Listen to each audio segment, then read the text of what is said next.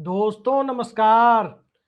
115 साल पहले देश की राजधानी कोलकाता से उठकर दिल्ली पहुंची थी। लेकिन राजधानी के दिल्ली पहुंचे भले ही एक शताब्दी बीत चुकी, अहंकार और दंभ दशक भर पहले ही दिल्ली पहुंचा है।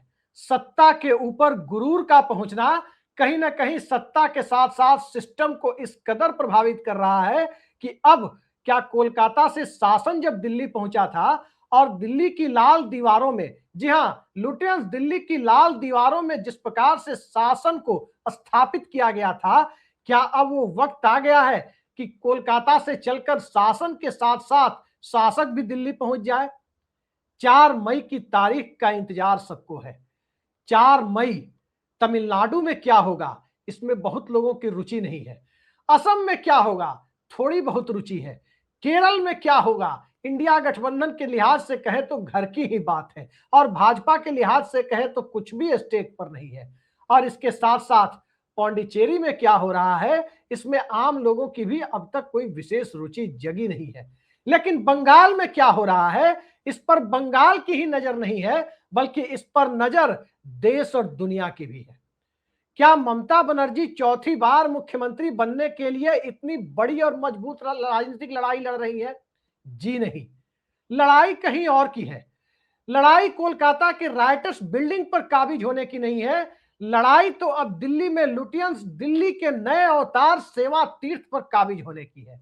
और सेवा तीर्थ पर काबिज होने की इस सियासी जंग की बिसात जो कोलकाता और पूरे बंगाल में बिछाई जा रही है, और उस बिसात का एक चरण पूरा हो चुका है। दूसरे चरण के लिए 29 अप्रैल का सबको इंतजार है, लेकिन उससे कहीं ज्यादा इंडिया गठबंधन और नरेंद्र मोदी सरकार के कुछ पार्टनर्स को 4 मई का इंतजार है। नरेंद्र मोदी के पार्टनर्स की बात करें तो धोखा धोखा और सिर्फ धोखा। सियासत का वो धोखा जो आमतौर पर गठबंधन धर्म के मिजाज के, उसकी परिभाषाओं के ठीक उल्टे जाकर मौजूदा दौर में काम करता दिखाई दे रहा है। उस धोखे से निजात पाने की परिस्थितियों में मौके की ताक में कहें तो कई सारे पार्टनर्स अब दिखाई दे रहे हैं। लेकिन उन पार्टनर्स के लिए जो सबसे बड़ी शर्त है कि दिल्ली के तख्ते ताउस पर बैठेगा तो कौन बैठेगा। इंडिया गठबंधन को जनता ने 234 सीटें दी थी। राज्यसभा वाले फोल्डर में हाथ लग चुका है। राज्यसभा में आम आदमी पार्टी पहले निशाने पर आई है। 2/3 सांसद उसके पार्टी छोड़ चुके, और ये आंकड़ा लोकसभा तक पहुंचे। ये आंकड़ा कांग्रेस की टूट की भविष्यवाणी करने वाले प्रधानमंत्री नरेंद्र मोदी के बयान के हकीकत में बदलने की सूरत तक पहुंचे। उसके पहले इंडिया गठबंधन का एक्टिव हो जाना, बंगाल में राहुल गांधी के चुनावी दौरे का अचानक रुक जाना, प्रियंका गांधी का बंगाल से मुंह मोड़ लेना, और इंडिया गठबंधन के तमाम लीड पार्टनर्स का, चाहे वो तेजस्वी यादव और लालू यादव हो, या फिर अखिलेश यादव या अरविंद केजरीवाल हो, या फिर दक्षिण भारत के दल हो, हर तरफ से जो परिस्थितियां दिखाई दे रही है, वो 27 बरस तक संसद में रह चुकी ममता बनर्जी के क्या एक बार फिर से संसद पहुंचने की तैयारी हो रही है। परिस्थितियां इसी दिशा में इशारा करती है कि 4 मई का नतीजा अगर ममता बनर्जी अपने पक्ष में लेकर चली आई, चौथी बार तृणमूल कांग्रेस के लिए जीत हासिल करते हुए दिखाई दी, तो पश्चिम बंगाल को राइटर्स बिल्डिंग की कुर्सी नहीं बल्कि वो नसीब होने वाला है जो ज्योति बसु की पार्टी ने ऐतिहासिक भूल करते हुए उनके सामने से थाली खींचने का काम कर दिया था। तृणमूल कांग्रेस थाली खींचने के लिए तैयार नहीं है। इंडिया गठबंधन थाली खींचने की सोचने के लिए भी तैयार नहीं है। लेकिन इन सब से आगे बंगाल क्या करता है, और बंगाल के अंदर गंगा नदी में नाव पर घूमने की हसरत जो देश के प्रधानमंत्री नरेंद्र मोदी की पूरी होती हुई दिखाई दे रही है। अब बंगाल के अंदर जिस रूप में यह सवाल बन गया कि नरेंद्र मोदी की नाक के नीचे हरियाणा, दिल्ली, यूपी, तीनों राज्यों में जहां से यमुना बह रही है, वहां भाजपा की सरकार होते हुए भी आखिर मोदी इस लायक क्यों नहीं बना पाए कि यमुना में भी कभी वो नौका विहार कर सके। दरअसल पश्चिम बंगाल के नौका विहार ने हालात ये बना दिए कि कहीं ना कहीं ममता बनर्जी जी से अपनी उपलब्धियों के तौर पर दिखाने लगी कि गंगा को उन्होंने इतना साफ कर दिया है बंगाल के अंदर कि देश के प्रधानमंत्री बंगाल टूरिज्म के अघोषित ब्रांड एम्बेसडर की तहत ममता बनर्जी के शासन का ही एक तरह से अघोषित तरीके से प्रचार करते हुए तो नजर नहीं आ रहे। बीजेपी से चुनावी ब्लंडर हो चुका है, बीजेपी से रणनीतिक ब्लंडर भी हो चुका है। लेकिन सवाल यह है कि क्या पश्चिम बंगाल की जनता इस ब्लंडर को स्वीकार करने के लिए तैयार है? सबका नतीजा 4 जून को दिखेगा। लेकिन 4 जून के पहले दिल्ली में जो बिसात बिछ रही है, उस बिसात की बुनियाद में ममता बनर्जी की सांगठनिक और बांग्ला अस्मिता के सवाल को लेकर हो रहा चुनाव ही नहीं है, बल्कि इसके साथ साथ वो परिस्थितियां भी है जिन परिस्थितियों में नरेंद्र मोदी और अमित शाह की जोड़ी को बंगाल में कैंप भी करना पड़ रहा है, लगातार रुकना भी पड़ रहा है। और बीजेपी के अंदर की जो इन फाइटिंग है, पार्टी के अंदर की जो अंतर कलह है, उस अंतर कलह के सतह पर आने के बाद पश्चिम बंगाल में पिछली बार जो सीटें बीजेपी को आई थी, उतनी भी कम से कम रिटेन कैसे हो, वो नंबर बरकरार कैसे रहे, इसके लिए संघर्ष करने की जद्दोजहद यदि बंगाल में दिखाई दे रही है, तो बिसात इंडिया गठबंधन के लिए अब आदर्श हो चली है। अब वो परिस्थिति आ गई है जहां आज देखा गया कि भारतीय जनता पार्टी के एक मुख्यमंत्री देश के मुख्य न्यायाधीश को भारत सरकार का मुख्य न्यायाधीश कहकर संबोधित करते हुए नजर आए। जहां तक मैंने संविधान पढ़ा है, जहां तक हमारे दर्शक भारत के संविधान को जानते हैं, सभी जानते हैं कि भारत सरकार का प्रधानमंत्री होता है, राज्य सरकार का मुख्यमंत्री होता है, लेकिन सरकार के अंडर में न्यायालय नहीं होते, सरकार के अंडर में चुनाव आयोग नहीं होता।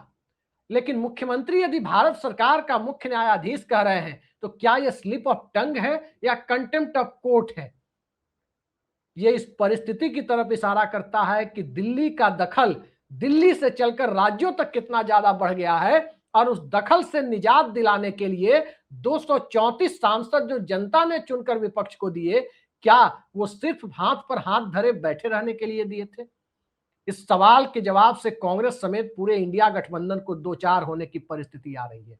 और इसके साथ साथ नरेंद्र मोदी के पार्टनर्स के भी दो चार होने की स्थिति आ रही है। और इन आदर्श स्थितियों में ही 4 मई की तारीख, बंगाल के जनमत के सार्वजनिक रूप से सामने आने की तारीख, इस देश के लोकतांत्रिक इतिहास में गुजरात लॉबी की ताकत दिल्ली में बरकरार रहेगी या उस ताकत से इस देश की जनता को निजात मिल जाएगी, अब वहां जाकर मामला शिफ्ट होता हुआ दिखाई दे रहा है।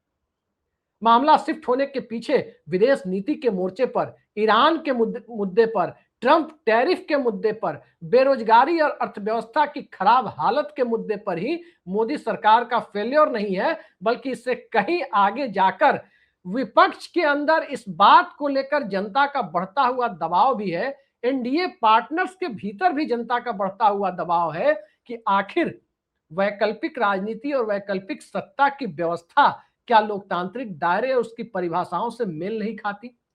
पूर्व में कई बार विपक्ष ने अपनी संवैधानिक जिम्मेदारियों का निर्वाह किया, लेकिन इस बार संवैधानिक जिम्मेदारियों के निर्वाह की बारी इंडिया गठबंधन के साथ साथ मोदी सरकार के पार्टनर्स के ऊपर आ पड़ी। ममता बनर्जी यदि चुनाव जीतती है, तो ममता बनर्जी की पार्टी का अगला प्रतिनिधि वहां मुख्यमंत्री बने और ममता बनर्जी प्रधानमंत्री बनने के लिए दिल्ली पहुंचते हुए दिखाई दे, किसी को आश्चर्य नहीं होना चाहिए। क्योंकि एक तरफ एकनाथ शिंदे के साथ 2024 के नवंबर महीने में धोखा हुआ, नीतीश कुमार के साथ 2026 के मार्च महीने में धोखा होने की खबरें आई, और नीतीश कुमार के माध्यम से पहली बार इस देश की जनता को यह समझाने की कोशिश हुई कि मुख्यमंत्री से बड़ा पद राज्यसभा के सांसद का होता है। जो तर्क न तो आम लोगों के गले उतरा और न ही बिहार की जनता के, जिसने नीतीश कुमार के नाम पर और चेहरे पर इतना बड़ा जनादेश दिया था, उसके गले उतरा। नीतीश कुमार के गले भी शायद नहीं उतरा, लेकिन मौके पर खेल करने के लिए माहिर नीतीश कुमार क्या सिर्फ अपने बूते गेम खेल रहे हैं? इंडिया गठबंधन की बुनियाद भी मत भूलिए नीतीश कुमार ने ही डाली थी। एकनाथ शिंदे जिस गुवाहाटी मॉडल के तहत आए थे, अब वो कोलकाता मॉडल के तहत इंडिया गठबंधन के साथ किसी खेल को करने की जुगत में तो नहीं है। और रही बात चंद्रबाबू नायडू की, तो तय मानिए कि चंद्रबाबू नायडू इसी विधानसभा के कार्यकाल में अपने बेटे को सत्ता सौंपने की तैयारी में है और दिल्ली के सियासी खेल को खुलकर खेलने की परिस्थितियों में खुद को देखने के लिए बहुत बेसब्री से 4 मई की तारीख का इंतजार कर रहे हैं, तो सवाल बंगाल के जनमत के ऊपर आकर जरूर खड़ा होता है कि क्या वाकई बंगाल सीएम चुनने जा रहा है या बंगाल इस बार देश को पहला बंगाली प्रधानमंत्री देने की परिस्थितियों में जा रहा है। इन सवाल के इर्द गिर्द इस बार बंगाल का जनमत तय होने की तैयारी हो रही है। आधे से ज्यादा सीटों के चुनाव हो चुके, 294 सदस्यों की बंगाल विधानसभा में 152 सीटों के लिए वोट डाले जा चुके, 92-93% के आसपास वोटिंग हुई। लेकिन अब कोलकाता और आसपास की बारी है, वो इलाका जहां से ममता बनर्जी ने कभी सोमनाथ चटर्जी को हराकर अपने संसदीय जीवन की शुरुआत की थी, वो इलाका जिस कोलकाता के आसपास बांग्ला भद्रलोक की बहुत बड़ी तादाद एक लेफ्ट लिबरल रुझान के साथ बंगाल ही नहीं पूरे देश में दक्षिण पंथ से लोहा लेने की परिस्थितियों को निर्मित करती आई है, और वो इलाका जहां से कभी ममता बनर्जी ने सीताराम केसरी की कांग्रेस के खिलाफ बगावत कर तृणमूल कांग्रेस को खड़ा किया और तब भी 34 साल के लाल सलाम वाले शासन को राइटर्स बिल्डिंग से उखाड़ फेंकने का काम किया था।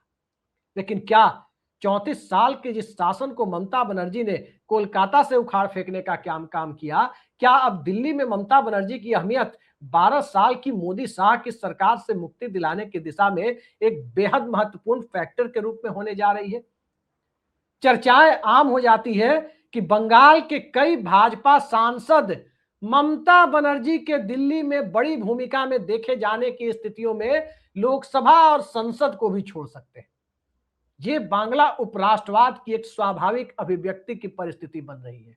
लेकिन क्या उस स्वाभाविक अभिव्यक्ति के लिए 4 मई का इंतजार और 4 मई के तत्काल बाद की परिस्थितियों के हंगामा खेज होने के आसार बनते जा रहे हैं? थोड़ा इंतजार कीजिए, हफ्ते भर से थोड़ा ही ज्यादा समय बचा है और तय हो जाएगा कि सत्ता की लड़ाई दरअसल रॉयटर्स बिल्डिंग की नहीं, सत्ता की लड़ाई तो दिल्ली के सेवा तीर्थ की बनती जा रही है और नंबर गेम में नरेंद्र मोदी सरकार का पूरा खेल कहीं बिगड़ता तो नहीं जा रहा।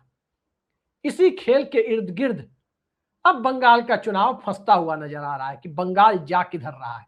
पहले चरण ने तो साफ कर दिया कि भारतीय जनता पार्टी की जो बढ़त है उसको लेकर बंगाल के अंदर चिंताएं हैं कि क्या बांग्ला अस्मिता बरकरार रहेगी। भाजपा के नेताओं में मछली खाने और मछली के साथ फोटो खिंचाने की होड़ लग गई थी। लेकिन सवाल यह है कि लहसुन प्याज से भी दूरी बनाने वाली जमात किस तरह से मछली वाली परिस्थितियों को अपने आसपास देख रही है। सियासत की मछलियों के इस पाले से उस पाले कूदने की प्रक्रिया राज्यसभा सांसदों के माध्यम से इंडिया गठबंधन के एक दल के भीतर शुरू हो चुकी है। लेकिन याद रखिए कि उस खेल के पहले सरकार का नंबर गेम राज्यसभा से नहीं बल्कि लोकसभा के माध्यम से तय होता है, और जब खेल लोकसभा के माध्यम से तय होता है तो 4 मई की तारीख का हम सबको इंतजार कर लेना चाहिए। फिर देखते हैं तेल कितनी और तेल की धार कितनी है। आज के लिए इतना ही। नमस्कार।